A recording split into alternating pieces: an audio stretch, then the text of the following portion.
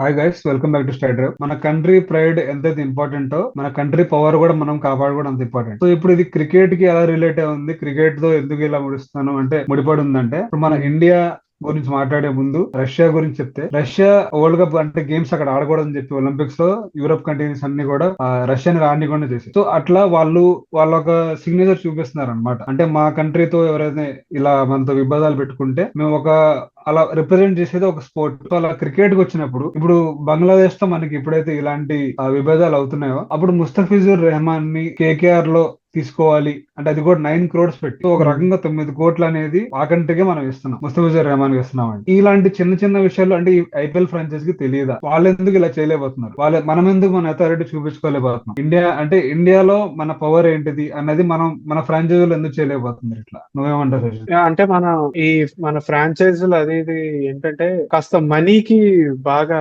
Preference ఇస్తున్నారు. చూసుకున్నా not only Bangladesh, ఇది వరకు మొన్న ఆపరేషన్ సింధూర్ జరిగింది పాకిస్తాన్ తో. మనం మనం అసలు యాజ్ ఎ సిటిజన్ గా, ఇండియన్ సిటిజన్ గా ప్రతి ఒక్కళ్ళు బాగా రగిలిపోయారు. అరే ఎట్లా ఆడతారు మీరు పాకిస్తాన్ తో మ్యాచెస్, ఎలా ఆడతారు, పైగా ఇండియాని పాకిస్తాన్ ఒక గ్రూప్ లో ఎలా పెడతారు అని చెప్పి చాలా ఏమంటారు, చాలా కోపం అండ్ దాంతో పాటు ఆ అగ్రెషన్ అని చెప్పేసి అందరు కలిపి ఒక ఏకకంఠంగా చెప్పేశారు అందరూ. అయినా కానీ బీసీసీఐ వాళ్ళు, ఐసీసీ వాళ్ళు ఏంటంటే వాళ్ళకి మనీ కోసం, వాళ్ళు ఏంటంటే ఇప్పుడు వ్యూవర్షిప్ కూడా ఉంది కాబట్టి వాళ్ళు మనీ కోసం ఒక గ్రూప్ లో ఇస్తారు. నేను అనుకోవటం that the same thing applies to IPL also. Same ఇప్పుడు బంగ్లాదేశ్ ప్లేయర్ నువ్వు అన్నట్టు ముస్తఫిజుర్ రెహమాన్ ని 9 crores పెట్టి కొన్నాడు. 9 crores మనం మన జేబు అంటే మన ఇండియన్ జేబులో నుంచి తీసుకెళ్లి బంగ్లాదేశ్ వాడి జేబులో పెడుతున్నాం. అంటే వాడి ఐడియాలజీ సరే, ప్లేయర్ మీరు అనొచ్చు ప్లేయర్ ఐడియాలజీ ఒకటి ఉంటుంది, కంట్రీ ఐడియాలజీ ఒకటి ఉంటుంది కదా. ప్లేయర్ క్రికెట్ గా చూసుకుంటే క్రికెట్ గా చూసుకుంటే అసలు మనం ఈ టాపిక్స్ అనేది తీసుకురాకూడదు. ఇక్కడ క్రికెట్ వేరు, ఈ టాపిక్స్ అనేవి వేరు. కానీ క్రికెట్ అనేది ఒక స్పోర్ట్ చోటే కదా మనం రిప్రజెంట్ చేసేది మన పవర్ ని. అదొక సాఫ్ట్ గా మనం మన డినయల్ ని చూపిస్తాం. ఇప్పుడు ఎలా అయితే యూరోపియన్ కంట్రీస్ అనేవి రష్యాని రాకూడదు అని చెప్పేసి వాళ్ళ ఆధిక్యం ఎలా చూపించుకున్నారో, అలా మనం కూడా ఇలా మేము కూడా మీ మీద ఇలా శాంక్షన్ చేయగలం, ఇలా మిమ్మల్ని ఆపగలం అని అథారిటీ చూపించాలి. ఈవెన్ ఫ్రాంచైజ్ క్రికెట్ అయినా. బట్ మనకు అది కనపడలేదు.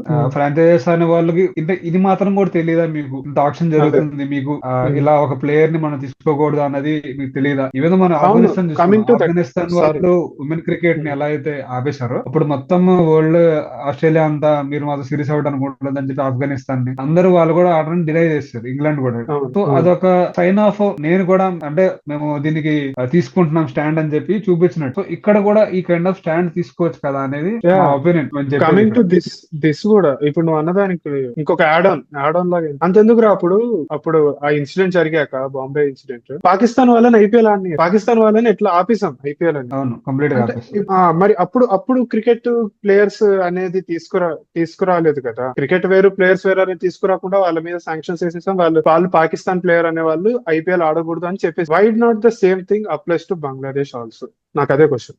ఎందుకు ఇప్పుడు నువ్వు అన్నదే నీ దానికే యాడ్ అని అంటే ఆడకూడదు అనేది పక్కన పెడితే, అట్లీస్ట్ సాఫ్ట్ గా మేము ఈ ప్లేయర్ తీసుకోవాలనుకోవట్లేదు, మీ ప్లేయర్ తీసుకోవాలనుకోవట్లేదు, even though how good is, దానికి రీప్లేస్మెంట్ అనేది ఉండకపోవచ్చు, ఎవరైనా కావచ్చు, కానీ మన సైడ్ మన స్టాండ్ అనేది మనం చూపించాలి.